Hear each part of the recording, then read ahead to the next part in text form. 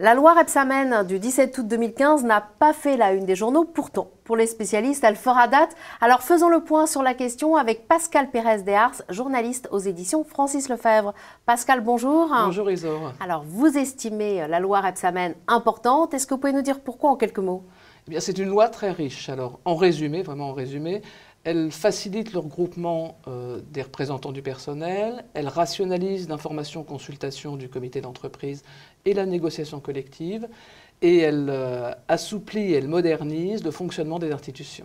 Quels représentants du personnel peuvent être regroupés?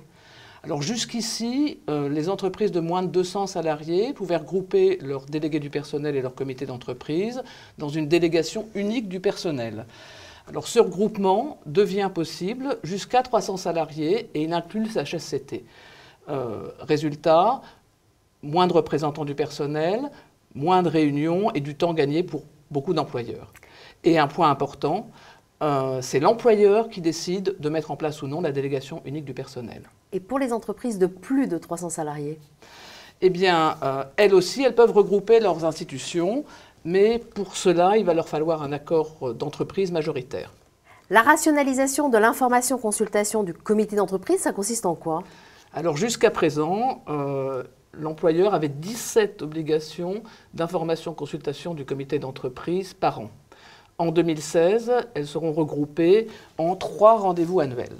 Alors un autre point important, c'est la base de données économiques et sociales. Elle a été mise en place par la loi de sécurisation de l'emploi de juin 2013. Elle est obligatoire dans toutes les entreprises, mais elle ne regroupe aujourd'hui qu'une partie des informations régulières que l'employeur doit fournir au comité. En 2016, toutes les informations régulières devront figurer dans cette base. Alors c'est un progrès pour les employeurs parce que il n'aura plus à fournir des rapports multiples et qui se chevauchent, et aussi pour les représentants du personnel, puisqu'ils auront à leur disposition tout le temps et en un même lieu toutes les informations dont ils ont besoin. La négociation collective aussi est rationalisée? Oui, alors la loi Rebsamen regroupe les 12 obligations annuelles et triennales de négociation en 3 blocs, avec une possibilité d'espacer ces périodicités par accord d'entreprise majoritaire. Et par ailleurs, il va devenir possible de négocier des accords collectifs dans les entreprises dépourvues de délégués syndicaux, même celles de moins de 11 salariés et celles de 200 salariés et plus. Vous avez aussi parlé d'assouplissement et de modernisation du fonctionnement des IRP, des institutions représentatives du personnel. À quoi pensez-vous?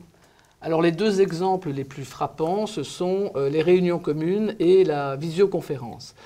Alors maintenant, lorsqu'un projet nécessitera l'information ou la consultation de plusieurs institutions représentatives différentes, l'employeur pourra organiser une réunion commune. Ça veut dire que par exemple, lorsqu'il aura exposé au comité d'entreprise et au CHSCT un projet, ou au comité central d'entreprise et au comité d'établissement un projet, il pourra les réunir en même temps. Et quelle en est la conséquence? Bien, le résultat, c'est moins de réunions, moins de redites et davantage de communication entre les représentants du personnel. La visioconférence, jusqu'ici les règles étaient floues, maintenant l'employeur aura le droit d'y recourir dans la limite de 3 réunions par an et par institution. Au-delà, il lui faudra l'accord des représentants du personnel concerné. Et il y a d'autres mesures importantes? Alors oui, alors la transposition au CHSCT de pas mal de règles applicables au comité d'entreprise, la clarification de la répartition des rôles entre le comité central et le comité d'établissement, et puis l'instauration d'une garantie d'évolution de la rémunération pour certains représentants du personnel, entre autres. Pour conclure, vous croyez que la loi Rebsamen va vraiment changer les choses? La loi Rebsamen va entrer en vigueur progressivement au fur et à mesure de la parution de ces décrets d'application qui sont prévus pour la fin 2015. Mais je crois vraiment qu'une fois qu'elle sera entrée en vigueur et qu'elle aura été apprivoisée, le paysage des relations collectives en France va en sortir transformé, au bénéfice des employeurs et des représentants du personnel. Pascal, merci. Merci Isa. Quant à vous, je vous remercie de nous avoir suivis et à très bientôt.